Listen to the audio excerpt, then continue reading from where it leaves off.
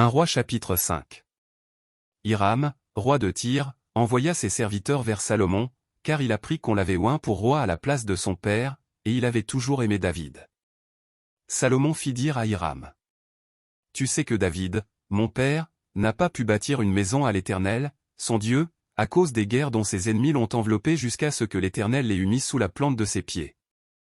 Maintenant l'Éternel, mon Dieu, m'a donné du repos de toutes parts, plus d'adversaires, plus de calamités.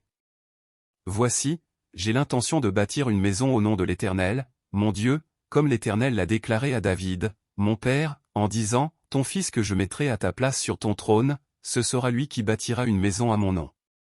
Ordonne maintenant que l'on coupe pour moi des cèdres du Liban.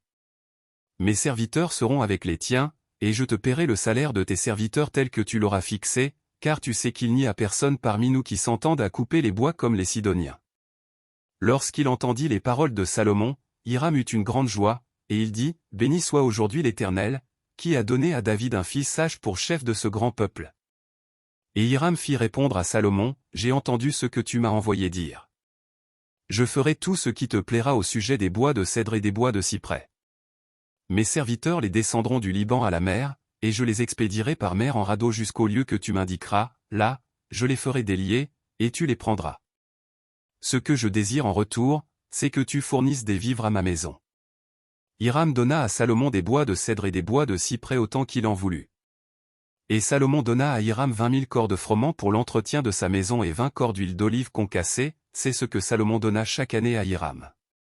L'Éternel donna de la sagesse à Salomon, comme il le lui avait promis. Et il y eut paix entre Hiram et Salomon, et ils firent alliance ensemble. Le roi Salomon leva sur tout Israël des hommes de corvée, ils étaient au nombre de 30 000. Il les envoya au Liban, 10 000 par mois alternativement, ils étaient un mois au Liban, et 2 mois chez eux. Adoniram était préposé sur les hommes de corvée. Salomon avait encore 70 000 hommes qui portaient les fardeaux et 80 000 qui taillaient les pierres dans la montagne. Sans compter les chefs, au nombre de 3 300, préposés par Salomon sur les travaux et chargés de surveiller les ouvriers. Le roi ordonna d'extraire de grandes et magnifiques pierres de taille pour les fondements de la maison. Les ouvriers de Salomon, ceux de Hiram, et les Ghibliens, les taillèrent, et ils préparèrent les bois et les pierres pour bâtir la maison.